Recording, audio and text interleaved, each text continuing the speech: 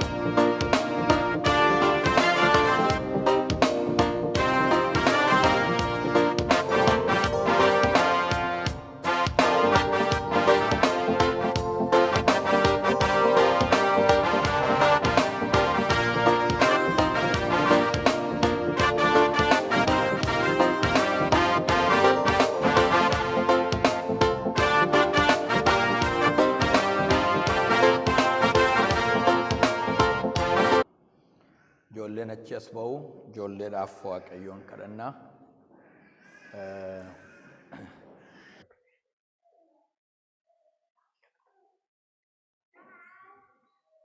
Harka keenya gara isaaniitti qabnee waaqayyoon kadhannaa. Yaa Waaqayyoo guddaa si galateeffannaa. Yeroo nuu laatteef ayyaana nuu laatteef galanni ulfinni guddaan si duwwaadhaaf haa ta'u. Waaqayyoo keenya ijoolleen kennaa Waaqayyootiin anarraa hin dhowwinaa jedheetu ofitti waameetu harka isaas mataa isaanii irra kaa'e. Isaan eebbisee dhamee caafamee jira. Daa'imman kana finnee fuula kee dura dhaabneerra. Eebbi kee akka inni isaan irra buufatu. Ayyaanni kee akka inni isaanii wajjiniin ta'uuf si kadhannaa jaalala kee haa ta'u. Warra isaan barsiisan ayyaana isaaniif laatteef si galateeffachaa. Yaa Waaqayyoo hubannaa dubbii keetii akka isaan irratti dhangalaaftuuf eebbi kee akka isaan duukaa ta'uuf karaa hundumaa akka isaanii wajjiniin taatuuf si kadhannaa jaalala kee haa ta'u. Hundumti keenya iyyuu isaanii wajjin taane sodaa keetti guddisuu akka dandeenyuuf nu gargaari. Maqaa gooftaa keenya Yesuus Kiristoosiin. Ameen. Hundumtu lafa ol kaanee dhuga ba'umsaa amantii kiristaanaa walii wajjiniin dhugaa baaneetu dubbii Waaqayyoo guyyaa har'aatiin nuuf kenne immoo walii wajjiniin dhaggeeffanna. Dhuga ba'umsa amantii kiristaanaa walii wajjin dhugaa baanaa. Warri hin beenne macaafa faarfannaa galataa kana gubbaa lakkoofsa tokkoffaarra jira. Walii wajjiniin dhugaa baana.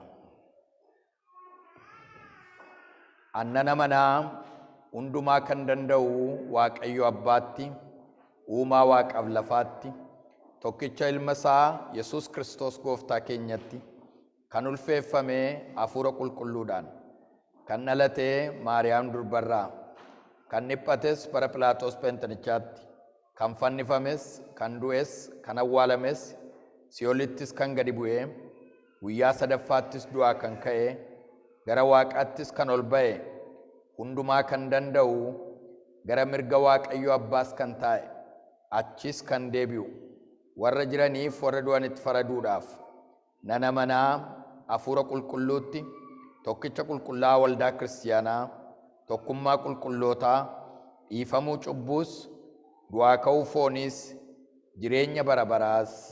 Ameen. Dhuga baatii amma dhugaa baanetti qabamne akka jiraannuuf Waaqayyo hunduma keenya nu haa gargaaru. Guyyaa har'aa Luqaas boqonnaa 15 lakkoofsa 1 kaasee hanga 10tti kan jiru erga dubbifnee booddee gabaabaatti Waaqayyoon kadhanneetu waan Waaqayyo nutti dubbatu dhageenyee gara irbaata qulqulluu walii wajjin deemna. Luqaas boqonnaa 15 lakkoofsa 1 kaasee.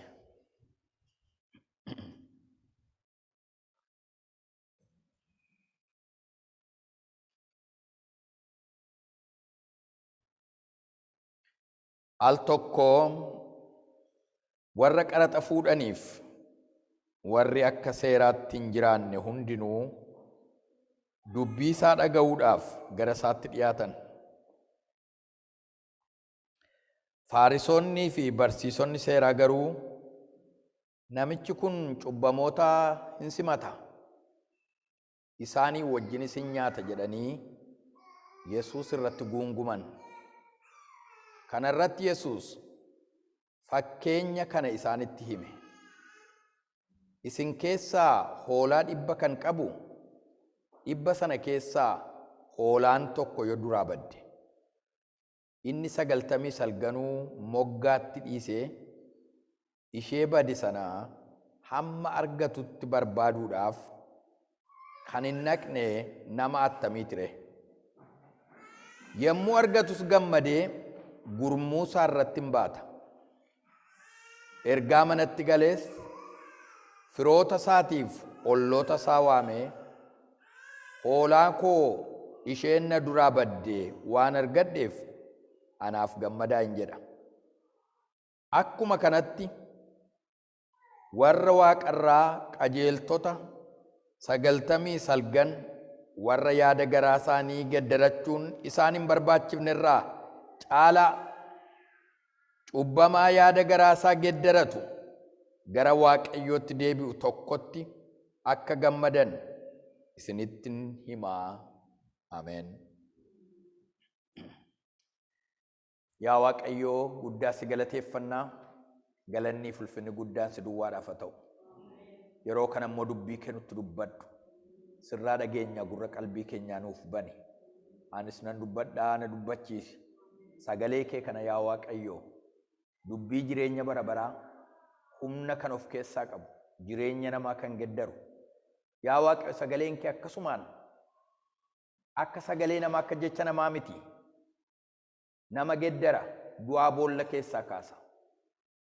Humna sagalee keetiin gara keenya kottu ati. Akkuma kanatti dhageenye dhiisuu duwwaatu hin ta'in jireenya keenya wajjin akka inni wal qabatuuf hafuura qulqullu gara keenya kottu ati. Humna sagalee keetiin gara keenya kottu ati.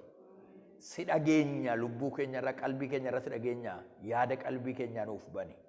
Maqaa Kiristoos Yesuusiin. Ameen. Nooraa. Guyyaa har'aa kana irbaata qulqulluu walii wajjiniin qabna.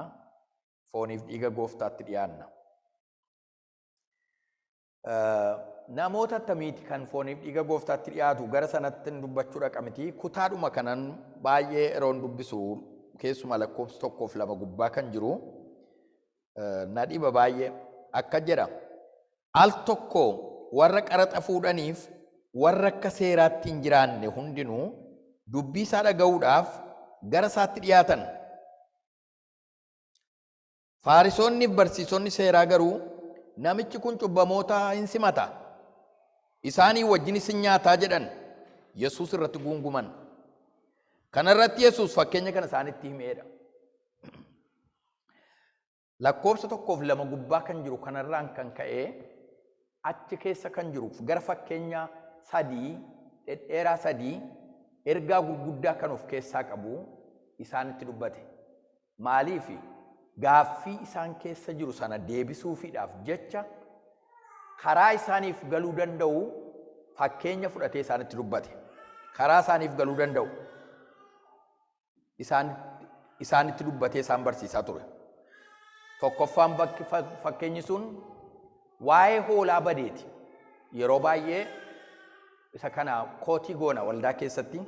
Keessumaa namni waldaa keessaa yoonni deemee jedhee yookaan immoo maaliif nan barbaaddan gaafa jedhu yeroo baay'ee dhageenya nuyi warri lubootaa waan akkasii.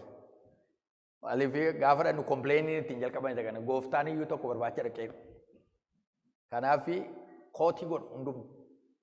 Kana kootii godhu. Garuu kootii kan inni godhamee fi of course hunduma isaatiif iyyuu hin ta'a. Garuu kootii kan inni godheef maaliif tokko kana kan inni godhe. Lammaffaa immoo dubartii warqeen jalaa meetiin jalaatii bade. Meetii 10 kan qabdu tokko garuu biyyoo keessa lixee kan jalaa bade. Dubartiin kun maal gootiidha? Ibsaa qabsiifattee hamma argattutti hin barbaaddu reedha. Gaafa argattu gammachuu isheen gammaddu immoo dubbata. Sadaffaa irratti fakkeenyi inni kaasu fakkeenya mucaa abbaa mucaa 2 qabu ture kaase. Mucaa 2 kan qabu ture inni tokko guyyaa tokko ka'ee inni quxisuun jedha. Yaa abbaa koo waan na ga'u naaf kenni, ga'ee koo naaf kenni nan deemaa jedheedha. Ga'ee koo naaf kenni nan deemaati ittiin jedheedha. Ergaa jedhee abbaan isaa ga'ee isaa kenneefii hin sokke. Garuu gaafa dhaqee jiru waan inni mudatee hin argitu. Waan isa mudate beektu dhageessanitti lallaba isaa fakkeenyicha. Ijoon dubbii kutaa kana gubbaa jiru garuu lakkoofsa 1-2 gubbaa jira. Koo 1-2 gubbaadha kan inni dubbate. Gaafa inni dhaqee jiru achi ga'ee booddee namichi gurbaanii rakkoo sarra ga'ee chaalenjii sarra ga'ee hundumaa arga jedhee booddee yaada garaa isaa geddarateetu gara mana abbaa isaatiitti deebi'eedha. Yommuu kan jedhu Yesuus Kiristoos dhumarratti sadan kana hundumaatiin waan inni dubbatutu jira. Sadan isaanii hundumaan fakkeenya kana gaafa dubbate namni tokko immoo Waaqayyo immoo yookaan nama yaada garaa isaatti geddaratee qalbii isaa geddaratee gara isaatti deebi'utti guddaa garaan isaa hin gammaduu reeyi jedhan. Hin gammaduu reeyi jedhan. Amma yaada garaa geddarachuu lala. Yaada garaa geddarachuun waamicha namaa miti. Namni namatti himuu danda'a. Namni yaada namaa geddarachuun maaloo kottuu akkas godhi jechuu danda'ama. Garuu yaada garaa geddarachuun namni namatti dubbata malee namni yaada namaa geddaruu hin danda'u. Har'a safuudhaaf, sodaadhaaf, dhufuu danda'a, dhaga'uu danda'a. Garuu yaada namaa geddaruu kan danda'u abbaatu geddarata yoo dubbii waaqayyoo dhaga'e. Yoo dubbii waaqayyoo dhaga'e abbaa geddarama malee namni waa geddaruu hin danda'u. Yesuus Kiristoos garuu hojiinsaa wanti inni godhu maaliif dhufeedhu? Isaanii warri kutaa kana gubbaa gaafa laalu lakkoo tokkoof lamarra gaafa laalu barsiisotaa fi warra seeraa faarisotaa fi warra seera barsiisantu yeroo cubbamoonni gara isaa dubbii isaa dhaga'uudhaaf dhufaniidha. Warri kun dhufan Yesuus irraa barachuudhaaf dhufaniidha. Dubbii isaa dhaga'uudhaaf gara Yesuusitti walitti qabamaniidha. Gaafa isaan dhufan immoo Yesuus isaan simateedha. Isaanii wajjinis taa'ee nyaate. Amma kun egaa isaanii fi akka seera isaaniitti sirrii miti. Sababiin isaa seerri akka seeraatti nama cubbamaatti siquun cubbamaan mandara keessaa gadi baafama maleessaati. Cubbamaatti hin siqamu akka seera isaaniitti. Garuu seerarra kan jiru, seera gararraa kan jiru ilmi Waaqayyo garuu eenyu akka inni ta'e hin beekan turan. Eenyu akka inni ta'e hin beekan turan. Qolaasaayis boqonnaa 2 gaafa dubbatanii seerri gaaddidduudha. Amma garuu amantiin nuuf dhufeera. Innis Kiristoos Yesuusidha. Namni isatti amanuudhaan fayya egaadha. Namni isatti amanuudhaan fayya. Seerri hin barbaachisu jechaara miti. Seerri hin barbaachisu jechaara miti. Seerri gaaddidduudha yookaas baattuu gara Kiristoositti nu geessituudha. Gara Kiristoositti nu geessituudha. Amma garuu amantiin nuuf dhufeera. Jarri Luqaas boqonnaa 15 lakkoo 1-2 gubbaa jiru kun Yesuus Kiristoos eenyu akka inni ta'e hin beekan jechaadha. Hin beekan. Kanaaf inni seeruma jala waan inni jirutti fakkaata. Yesuus seera jala waan jirutti fakkaata. Yesuus birmadduudha. Yesuus qulqulluudha. Seerri cubbamaadhaaf hojjeta. Yesuus garuu qulqulluudha. Seerri cubbamaadhaaf kan inni hojjetu. Jaroonni kun egaati Yesuus Kiristoosiin barumsa isaa dhaga'uudhaaf gaafa isaan dhufaniidhanii irratti guungumaniidha. Hin simate inni garuu isaan simateetu isaanii wajjiniin nyaateedha. Kanaaf maali namichi kun cubbamootaa wajjiniin nyaata? Isaan simatas jedhaniidha. Kana irratti Yesuus lafaa ka'ee barsiisaa fakkeenyaan isaan barsiisutti ka'e. Waan isaan beekan sanaan. Waan isaan beekan. Namni tokko isin keessaati jedha. Waan isaan beekan. Isin keessaa hoolaa 100 kan qabu tokko jalaa yoo baddeef jedha.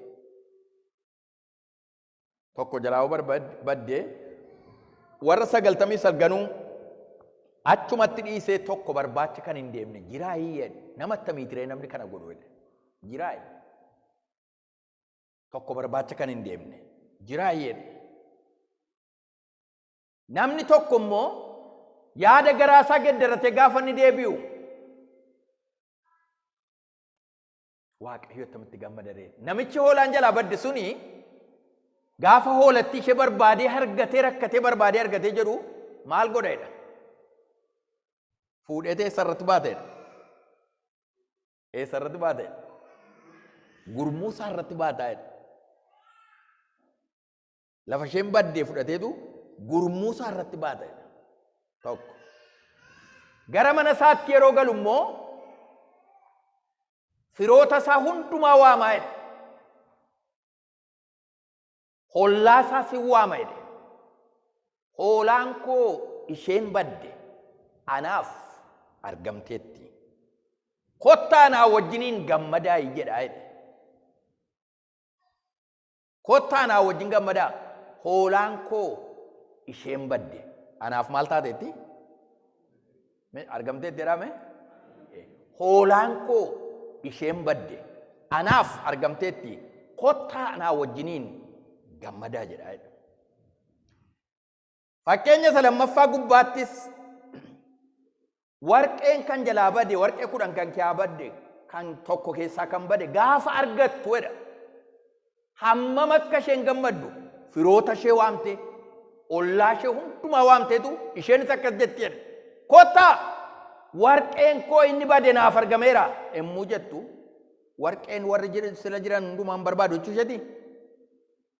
Akka jechuu isheeti? Akkas jechuu ishee miti. Garuu warri sun already mana keessa jiru kan isaanii.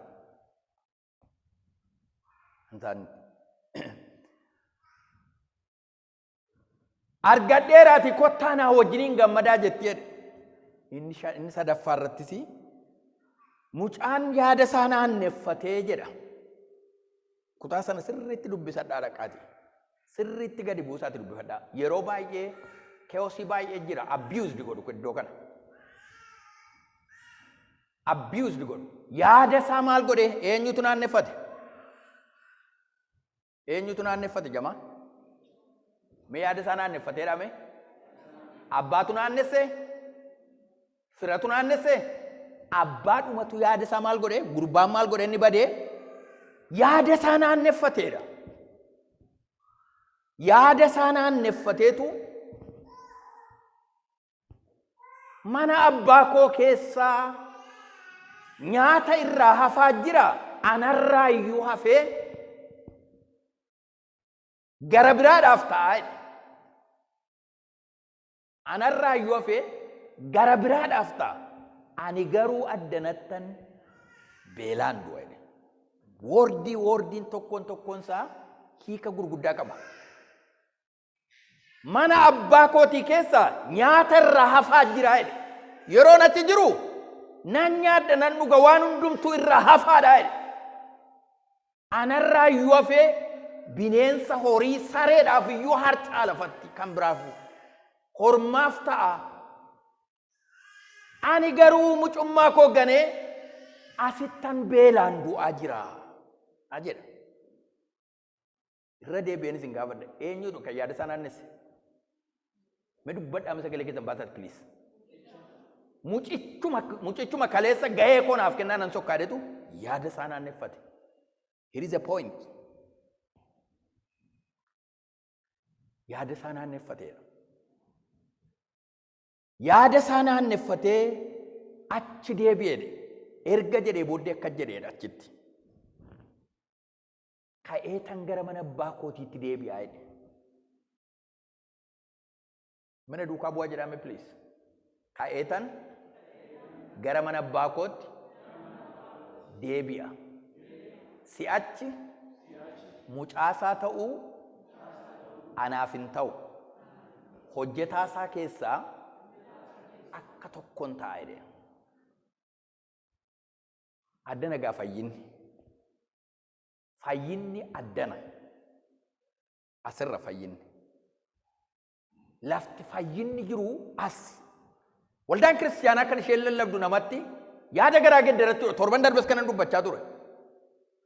Yesuus Kiristoos gaafa dhufee jedhu torban darbes akkuma dubbataa ture. Yaada garaa keessanii gedderadhaa mootummaan Waaqayyoo dhiyaateera jedheen. Yohaannis Cuuphaan maal jechaa ture? Kanuma dubbataa ture. Yaada garaa keessanii gedderadhaa mootummaan Waaqayyoo dhiyaateera ittiin jedhu. Gaafa Yohaannis lallabu akkas jedhu. Gaafa Yesuus dhufee lallabuutti ka'uusi irruma deddeebi'ee dubbata. Irruma deddeebi'ee waa'ee kanaa dubbataa iyyuutu guyyaa tokko Faarisoonnumti kun warri duukaa jiran dachaanitu meerree innati mootummaa Waaqayyootu kana mee nutti argisiisi jedhan. Mee nutti argisiisi ittiin jedhan. Firoota koo yaada garaa geddarachuun fayyina guutuu of keessaa qaba. Fayyina guutuu of keessaa qaba. Namni gaafa yaada garaa geddaratu jireenyi isaa hin beekama. Yaada garaa isaati gaafa ni geddaratu. Gurbaan kuni gaafa nachi qalbii diddiirratee deebi'u weedha fakkeenyichi. Gaafa ni deebi'u abbaan isaa immoo silayyuu karaan irra baheera ilaala tureedha. Karaan irra baheera hin eega tureedha. Irra bahee sokkerra. Abbaan garaan isaa garaa jaalalaa waan ta'eef hin eega tureedha. Hin eega ture. Gaafa mucaasaa fagoo talaalatti argu hin bare adeemsa taa'e. Fagoo talaalatti arge bare. Bareetu itti fiigeetu simateedha. Itti fiigee simate. Gaafa inni simatee jiru akkas jedha kutaa sanarraa Yesuus fakkeenyicha irratti. Mucaan bade kun gaafa inni deebi'u namichi ol deebi'eetti hojjettoota isaatiin hoolaa qalaa jedhee. Maseena fidaa qalaa jedhee. Wayyaa babbareedaa dhaqaa bitaa fidaa kottaa jedhee. warqeen quba isaatti kaa'amu kakuu haaraa dhaqa bitaa jedheen. Firoota waamaa ollaa waamaa wajjin gammannaa jedheen. Mucaa koo kan badeennaaf argame jennaa jedheen. Hin gammannaa kottaa jedheen. Mucaa koo kan badeetu naaf argame jedhe. Yaada garaa geddarachuun hammam akka inni Waaqayyoon gammachiisu macaafa qulqulluun gadi fageenyaan nutti dubbata. Yaada garaa keenya yeroo yaada garaa geddarachuu jechuun maybe si'a tokko akka nu itti yaannu kana natti fakkaachuu hin danda'u. Jireenya Kiristoosii wajjiniin jiraatu gaafa nu qabaannu. Isa kanatu Faarisoonnii fi barsiisonni seeraa akkasitti hin jiru turan. Cubbamaa simataa jedhe. Yesuus cubbamaa simate malee cubbamaan turre. Wajjiniin nyaate malee waan isaan godhan hin goone Yesuus. Yesuus akkas hin goone. Akkas hin goone. Araara itti argisiisa jechaadha. Qalbii diddiirrannaa ija of keessaa qabu.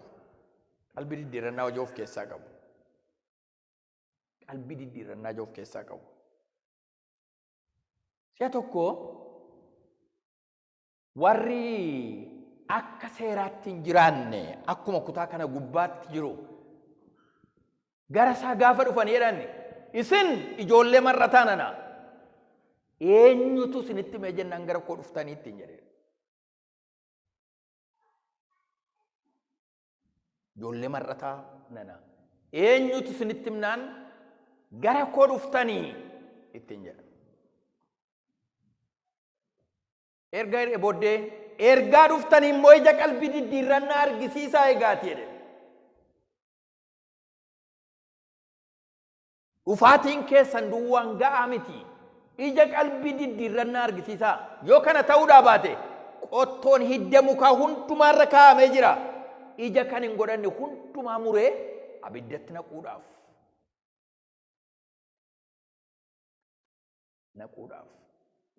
Ija qalbii diddiirrannaa argisiifachuu. Qalbii diddiirrannaan jireenya keenya keessaa madda. Natu geddarata malee namni naan geddaru. Isinitti dubbadha malee isin geddaruu hin danda'u. Anatti dubbattu malee ana geddaruu hin dandeessan.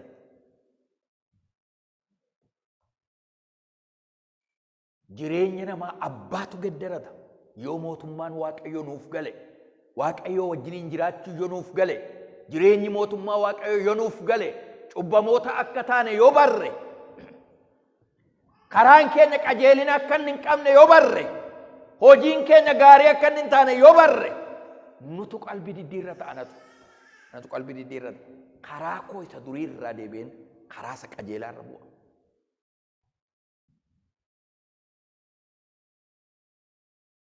Karaa isa qajeelaa irra bu'a. Isa duriin san godhu sana dhiisee haasaa koo, amala koo, adeemsa koo, waan an godhu hundumaa sana dhiiseen gara qajeelinaatti deebi'an. Yeroo akka kana ta'u Waaqayyo Waaqa birratti maaltu taa'edha?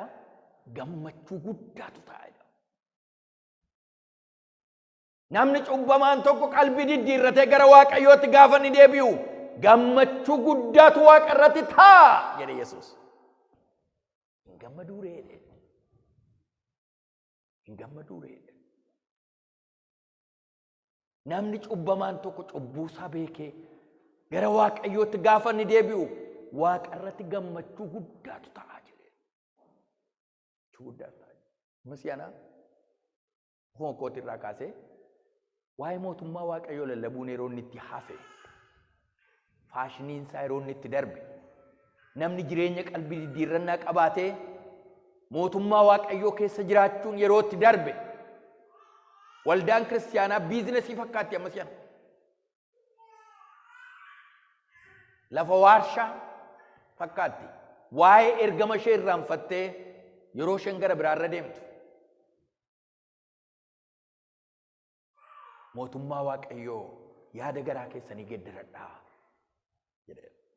Qalbii diddiirrachuu, Gooftaa wajjiniin jiraachuu, jireenya isaaf malu qabaachuu, jireenya isaaf malu qabaachuu. Si'a tokko nama tokkotu jedhani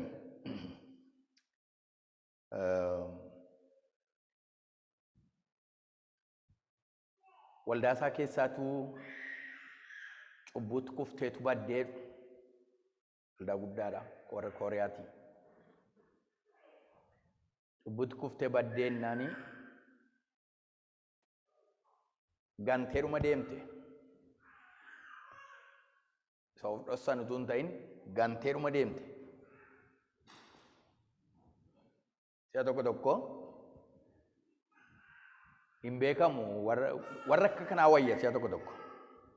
Mi asiif achi deddeebi'uurra tuwwayirra warri gara sokkanii hin argamu wanta ta'eef dhaqanii fuudhu. Miliqqee kan taphatu garuu garatti argitan hin qabdan. Nama miliqqee taphatu. Waldaa keessa jirti garuu bakkeessu miliqqee taphatu. Kanaaf garatti argamu hin jiru. Itti dubbachuuf waldaa jiru. Qalbii diddiirrachuu hin sokkiteedha. Gaafa isheen sokkitu paastariin waldaa sana maal godhee makiinaa liimoo makiinaa mushurraa fuudhee wayyaa mushurraa uffachiisanii dikooreet godhaniitu faarfattoota fuudhanii jaarsolii waldaa lafa isheen jirtu mana ishee dhaqan. Gaafa isheen nattu isheen mana jirti ol lixanii dhaqanii faarfattoonni dhaqanii ol lixanii wayyaatti geddaranii wayyaa mushurraatti uwwisanii gaafa gadi baatu liimoon irra dhaabbataa lubii irra dhaabbataa jaarsoliin irra dhaabbatu makiina kee ka'aniitu faarfachaa fuudhee dhufan. Waldaatu badeedha. Waldaatu badee. Waldaa badee gantee sokkite. Amma waldaa sana keessatti baakboonii dheedu waldaa sanaaf. Jireenyi namaa gaafa namni qalbii diddiirratee gara gooftaatti gaafa namni deebi'u waaqa irratti gammachuu guddaatu taa'edha. Firoota koo yaada garaa keenya geddarachuun baay'ee gaariidha. Mana Waaqayyoo keessa gaafa jiraannu waldaa dhaquu keenya duwwaadhaan of goboomsuu hin dandeenyu. Jireenya gooftaadhaaf ta'u jiraachuu, jireenya mootummaa Waaqayyootiif ta'u jiraachuu, ofii keenya irra dabarre nama gara biraadhaaf ga'u, dhugaan sagalee Waaqayyoo nu keessa jiraachuu, gaafa sana keessa jiraannu mootummaa Waaqayyootiif jiraanna, jaalala Waaqayyootiif jiraanna, dhugaa dubbii Waaqayyoof jiraanna, qalbii diddiirrannaa ija qabu. Qalbii diddiirrannaa ija qabu, qalbii diddiirrannaa yaada garaa kee geddaradhu jedha. Guyyaa irraa kana gara maaddii gooftaatti dhiyaanna. Sababa barbaata qulqulluu fudhannu duwwaadhaan miti. Garuu gooftaan keenya sababa nu gorseef kanaaf dubbanna. Isin ofii keessan irratti feettanii yoo ofirratti faraddaniitu ta'e Waaqayyo isinitti maaliin godhu tureedha? Hin faradu tureedha. Wantoota jalqabaa 11 lakkoofsa 27 kaaftanii dubbattan. Ofii keessan irratti argitanii yoo isin ofirratti faraddani Waaqayyo isin irratti hin faradu tureedha. Kanaaf akka hojii kootiif utuu ta'ee anaaf du'atu mala ture waan an hojjedhu yaada koo jal'ina koo kanaafi du'annaaf taa ture. Garuu araara isaarraan kan ka'e hin fayye cubbamaadhaan namaari gaafa nu jennu Waaqayyo harki isaa bal'aadha. Harki isaa bal'aadha. Ergaan biyya kana dhufeeti nama Ameerikaa cubbuun hojjetu ta'e hin beeku. Cubbuun hojjete nama naan jedhee dhufee natti hin beeku. Ta'ii paastarii ta'uu koon simanne ta'uu hin beeku malee. Biyyatti namni gaafa cubbuu hojjetu yakka isaaf irratti beeka.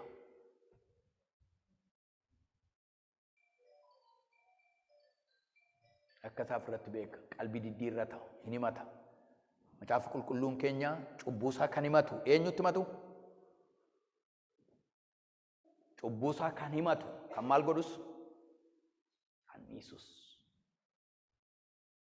Waaqayyo biraa maal argateedha? Ma jedhame? Waaqayyo biraa dhiifama argateedha. Cubbuu isaa kan maal godhu? kan himatu, kan dhiisus Waaqayyo biraatti dhiifama argata. Akka jirutti itti fufuu hin danda'u. Akka deemaa dhufnetti itti fufuu hin dandeenyu. Confess godha. Qalbii diddiirranna. Yaada garaa keenya geddaranna. Kaleessa dogoggoraa turre ta'e dogoggoraa ta'e nama wajjiniin ooltan language isaallee bartu. Watch out. Dhiifama naa godhaa wangeelli mootummaa Waaqayyoon lallabaan. I don't care. Dhugaadha. Nama tokko ta'u nama lama ta'u mootummaa Waaqayyoo keessatti hojiin koo kana. Waa'ee fayyisuu Kiristoosan dubbanna. Duuka buutota Kiristoos nuti. Mootummaa Waaqayyoo namatti dubbanna. Waa'ee jireenya gooftaadhaaf ta'u namatti dubbanna. Waan nurraa eegamutu kana. Qalbii diddiirradhaa. Mootummaa Waaqayyoo dhiyaateera.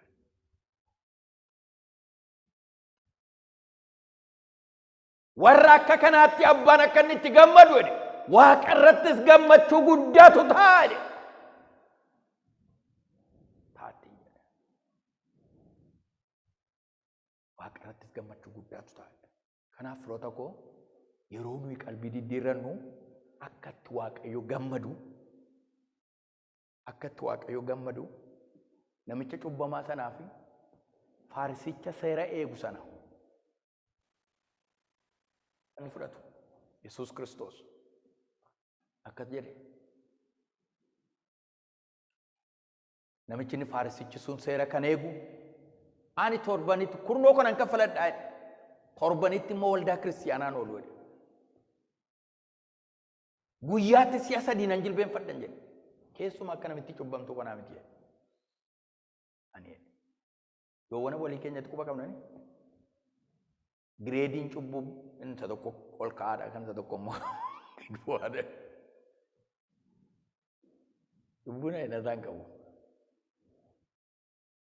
Keessumaan akka namitti cubbamtu kanaa miti jedhe Yesuustu fakkeenya fudhata.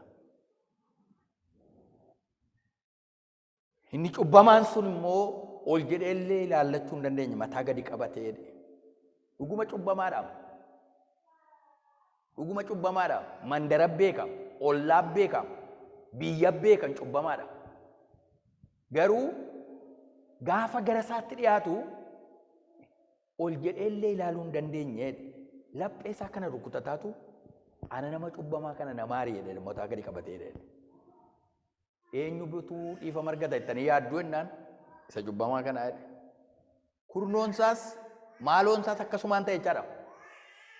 Waste of time. Yaada garaa keenyaan geddarannu taanaan. Fayyinni ayyaana Waaqayyootiin gaafa jennu jireenya nuyi jiraannu baay'ee murteessaadha. Baay'ee murteessaadha.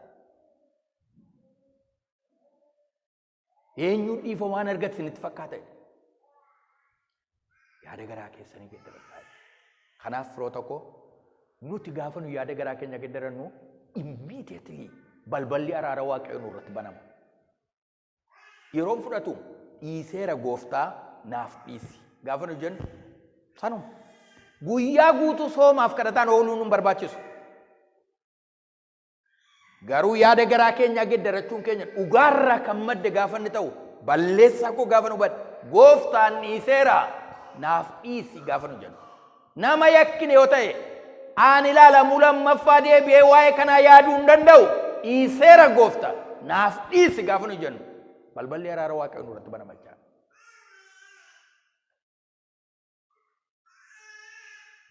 Nutu shaakala mataa keenya sammuudha malee Waaqayyoo nama miti. Waaqayyoo Waaqa wanta ta'eef dhiifnee gaafa nu irraa galagallu battalumatti balballi isaa banaadha nuuf.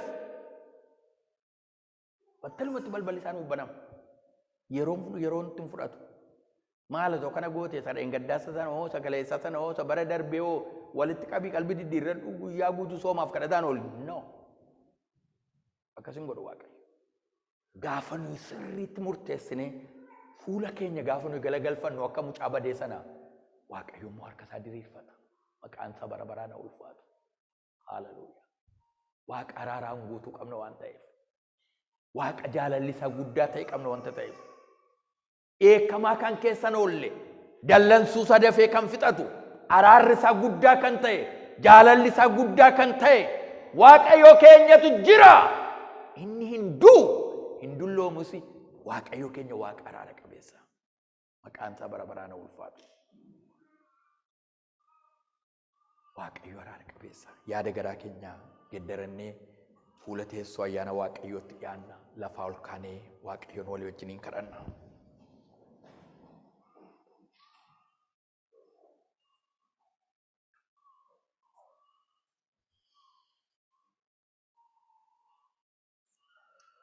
Maqaan waaqayyoo bara baraan ulfaatu. Waaqayyoon walii wajjiniin kadhanna firoota koo. Waaqayyo sanuu gargaaree faana miilla keenyaaf iddoo aarsaa isaa kan dhaabe gooftaa kana galateeffanna. Maqaan isaa bara baraan ulfaatu. Nama bira keessan jiruun harka walii keessanii wal qabadhaa walitti dhiyoo jirtu taatanii harka walii keessanii wal qabadhaati. Hin sodaatinati araarri waaqayyo sirra jiraatti jedhame. Sodaatinati araarri waaqayyo sirra jira, ayyaanni waaqayyo sirra jira, jaalalli waaqayyo si wajjin jiraatiin sodaatin waliin jedha walitti dubbadhaame. Hallelujah. Yesus Kristos dubbii kee keessa jiraachuu akka dandeenyuuf nu gargaari ati. Araarri kee hunduma keenyaa wajjiniin haa ta'u. Yaa Waaqayyoo baay'ee si yakkina. Yaa Gooftaa ganama kana araara akkati nuuf gootu gara tokko tokko keenya akkati dhuftu. Jaalala keetiin akkati nu simattu dallansuu kee akkati nuuf tokko tokko keenyaaf mana keenyaaf jireenya keenyaaf araara akkati gootuuf si kadhannaa. Jaalala kee haa ta'u. Maaddii keetu tunniyaatiin of qoraa akka nuun jette of qorra qalbii diddiirranna. Yaada garaa keenyaarraa qalbii diddiirranna yaa Waaqayyo. Jireenya keenya fuula kee duratti argisiifna. Araara kee nurratti akka dhangalaaftu eebba keetiin gidduu keenya akkati dhuftuuf si kadhannaa. Jaalala kee haa ta'u. Hundumti keenya iyyuu harka keenya biratti qabannee yaa holaa Waaqayyoo cubbuu biyya lafaa kan baattee Kristos nu maarii kan jedhu walii wajjiniin jenna. Yaa holaa Waaqayyoo cubbuu biyya lafaa kan baattee Kristos nu maarii. Yaa holaa Waaqayyoo cubbuu biyya lafaa kan baattee Kristos nu maarii. Yaa holaa Waaqayyoo cubbuu biyya lafaa kan baattee Kristos nagaa kee nuuf kenni.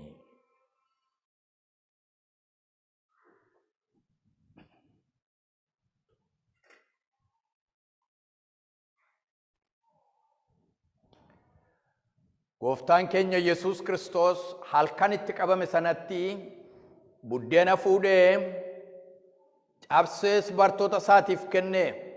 Hundumti keessan kanatti nyaadhaa. Kuni foon kooti isiniif kan kennamu. Amen.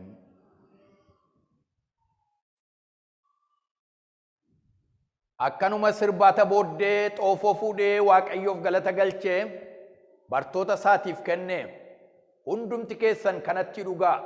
Kun dhiiga kooti isiniif kan dhangala'u dhiisuu cubbuutiif. Yeroo kanatti dhugdan hundumaatti seenaa kootiif godhadhaa. Amen.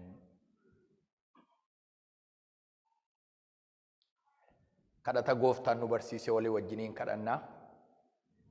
Yaa Abbaa keenya Waaqarra kan jiraattu maqaan kee qulqullaa'u mootummaan kee dhufu jaalalli kee Waaqarratti akka ta'e akkasuma lafarratti haa ta'u. Kan nu buddeena keenya irraa nuuf kenni. Yakkaa keenyas nuuf dhiisi. Nus kan nu yakkaniif akkuma dhiibu. Ormatti nu gashinne. Hamaa nu ooshi malee. Mootummaan keetii humnis galannis bara baraan. Ameen. Amma hundumtuu qophaa'eera. Irbaata Gooftaa kan qabdan hundumtuu gara maaddii Gooftaatti dhiyaachuu dandeessu.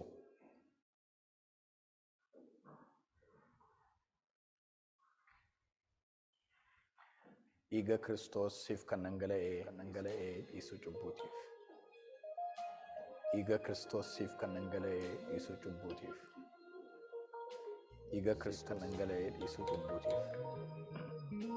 Dhiiga Kiristoosiif kan dhangala'e dhiisuu cubbuutiif. Dhiiga Kiristoosiif kan dhangala'e dhiisuu cubbuutiif. Dhiiga Kiristoosiif kan dhangala'e dhiisuu cubbuutiif. Dhiiga Kiristoosiif cubbuutiif. Dhiiga Kiristoosiif kan dhangala'e dhiisuu cubbuutiif. Dhiiga Kiristoosiif kan dhangala'e dhiisuu cubbuutiif. Dhiiga Kiristoosiif kan dhangala'e dhiiga Kiristoosiif kan dhangala'e dhiisuu cubbuutiif. Dhiiga Kiristoosiif kan dhangala'e dhiisuu cubbuutiif. Dhiiga Kiristoosiif kan dhangala'e dhiisuu cubbuutiif. Dhiiga Kiristoosiif kan dhangala'e dhiisuu cubbuutiif. Dhiiga Kiristoosiif kan dhangala'e dhiisuu cubbuutiif. Dhiiga Kiristoosiif kan dhangala'e dhiisuu cubbuutiif. Dhiiga Kiristoosiif kan dhangala'e dhiisuu cubbuutiif. Galateeffannaa Waaqayyoon walii wajjiniin Waaqayyo sanu gargaare maqaan isaa bara baraan ulfaatu. Haleluuyaa. Haleluuyaa Yesuus. Si galateeffannaa Waaqayyo abbaa keenya. Waa'ee gocha keetiif waa'ee oolmaa keetiif warqeen meetiin feetu kan qabnu siif laannaa. Onurkaa fudhu galata aarsaan keenya. Si galateeffannaa Waaqayyo waa'ee gocha keetiif waa'ee oolmaa keetiif warqeen meetiin feetu kan qabnu siif laannaa. Onurkaa fudhu galata si galateeffannaa Waaqayyo waa'ee gocha keetiif waa'ee oolmaa keetiif warqeen meetiin feetu kan qabnu siif laannaa. Onurkaa fudhu galata si galateeffannaa Waaqayyo abbaa keenya. Waa'ee gocha keetiif waa'ee oolmaa keetiif warqeen meetiin feetu kan qabnu siif laannaa. Onurkaa fudhu galata taatee argineerra nu dhagam kana booddesette alfadaan nu baasa hiyyummaa keenyaatti sarganu sichis gannu neefto dhuguma taatee argineerra nama wal duukaa taatee argine kana booddesette maltan hiyyummaa keenyaatti sarganu sichis gannu neefto si galateeffannaa Waaqayyo abbaa keenya. Waa'ee gocha keetiif waa'ee oolmaa keetiif warqeen meetiin feetu kan qabnu siif laannaa. Onurkaa fudhu galata aarsaan keenya. Si galateeffannaa Waaqayyo abbaa keenya. Waa'ee gocha keetiif waa'ee oolmaa keetiif warqeen meetiin feetu kan qabnu siif laannaa. Onurkaa fudhu galata taatee argineerra dhagaa kana booddesette malfadaan nu baasa hiyyummaa keenyaatti sarganu jaallatte. Gannu neefto dhuguma taatee argineerra nu dhagaa gargaara. Kana booddesette malfadaan nu baasa hiyyummaa keenyaatti sarganu jaallatte. Haleluuyaa Yesuusee. Hin galateeffanname Waaqayyoon ililleedhaan maqaan isaa ulfaatu. Haleluuyaa. Hin darbe barriitti mataa buufne. Hin darbe barri namaaf goggoofne.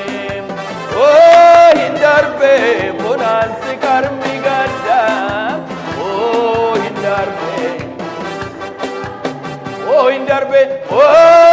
darbe barritti mataa buufne darbe barri namaaf gugumne darbe bonaansi karmi gadda darbe nyaachuun irbaata gadda sida kanuma ulfina baraadhu baraa ulfina raa'ife ulfin bakkalcha ilma waaqa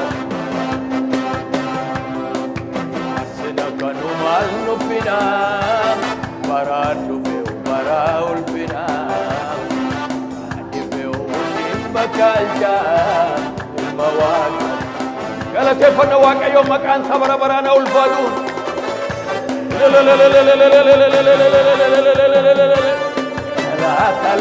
Lakum najeran kabomokum natuttukam tolike biran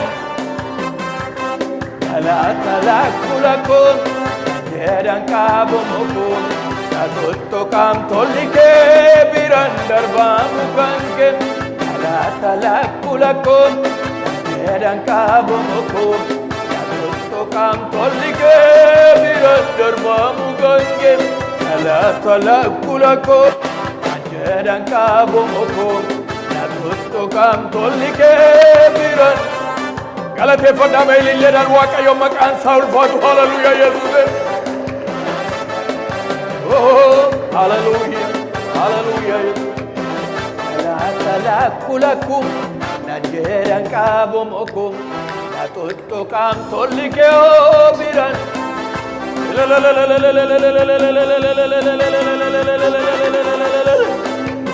Hallelujah Yesus. Hallelujah.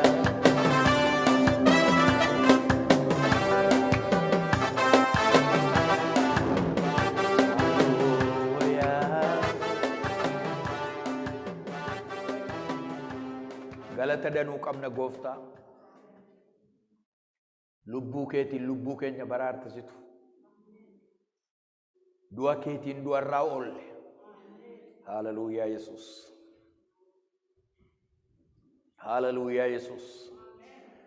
Du'a keen du'arraa oolle lubbuu keetiin lubbuu keenya baraarte. Gatiinuu kaffaltisitu. Akka nuyi jiraannuuf muddama dhiphinaa nuuf baatte. Ulfinni kan keetii. Goota qaraaniyoo galanni kan keetii. Galateeffadhaa waaqayyo maqaan isaa ulfaatu. Hallelujah. Akka nu hin dhiphanneef qooda keenya sin nuuf dhiphate. Akka nu hin duuneef qooda keenya dabartee nuuf duute. Funyoo du'aa nurraa kuttee galanni siif haa ta'u. Kiyyoon adamsituu hin cabe nus jalaa baaneerra. Hidhaan nurraa hiikameera. Galanni kan keeti, galanni kan keeti. Galateeffadhaa waaqayyo maqaan isaa ulfaatu.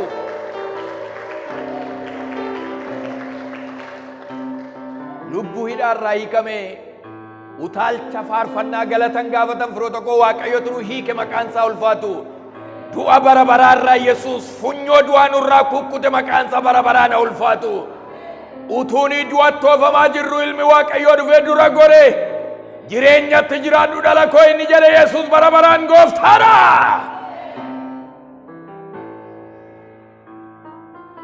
Galanni siif haa ta'u. Bara keenyaaf irratti ulfaadhu. Fooniif dhiiga kee fudhannee gadi baanee yaa Waaqayyo akka namata gara biraatti jiraachuu akka hin dandeenye, halagaa akka hin fakkaanne, horma akka hin fakkaanne bifa kee qabaannee akka deddeebinuuf ayyaanni kee nu haa gargaaru. Hunduma keenyaa wajjiniin ta'i. Torban kana torban eebbaa, torban mo'ichaa nuuf godhi. Torban dhuftu galataaf qophaa'aa jirra. Sabni kee yaa Waaqayyo fayyaatti nagaatti nu eeddee maatii keenyaa wajjiniin waldaa guutuu nagaatti nu eeddee hamaan nurra hin geenye. Yaa Waaqayyo si galateeffachuu qophaa'aa jirra. Qabeenyati nuuf laatteen si galateeffachuuf, humna keenya guutuu si galateeffachuudhaaf qophaa'aa jirra. Ulfina addaatiin gidduu keenyatti argame ati. Yaa Waaqayyo nu wajjin ta'e galata keenya simadhu ati. Yeroon keenyaaf barri keenyaaf ulfina keetiif haa ta'u. Sabni kun yeroon eegaatti gadi ba'u mo'ichaan duukaa ta'eeti. Gara yaa Waaqayyo mo'ichaan duukaa ta'eeti. Eebbi keef mo'ichi kee nu wajjiniin haa ta'u. torban nagaa, torban eebbaa nuuf godhi. Maqaa nama Naazreetii Yesuus Kiristoos Gooftaatiin. Kadhata Gooftaa kadhannee irraa wanta ta'eef harka keenya gara Waaqayyootti ol qabnee eebba fudhanna. Waaqayyo isin haa eebbisu, isin haa eegu. Waaqayyo fuula isaa isiniif haa ibsu, isinitti haa araaramu. Waaqayyo fuula isaa gara keessanitti haa deebisu, nagaa isaas isiniif haa kennu. Ammaa jalqabee amma bara baraatti maqaa Waaqayyo Abbaatti, kan Ilmaa, kan Hafuura Qulqulluu, Waaqayyo sadan tokkoon. Ameen. Waaqayyo isin haa eebbisu. Teessanii galateeffattanii wal dubbistanii galuu dandeessu. Sagantaa waaqeffannaa keenya kanarraa kanuma irratti raawwanna. Torban nagaa, torban eebbaa isiniif haa ta'u.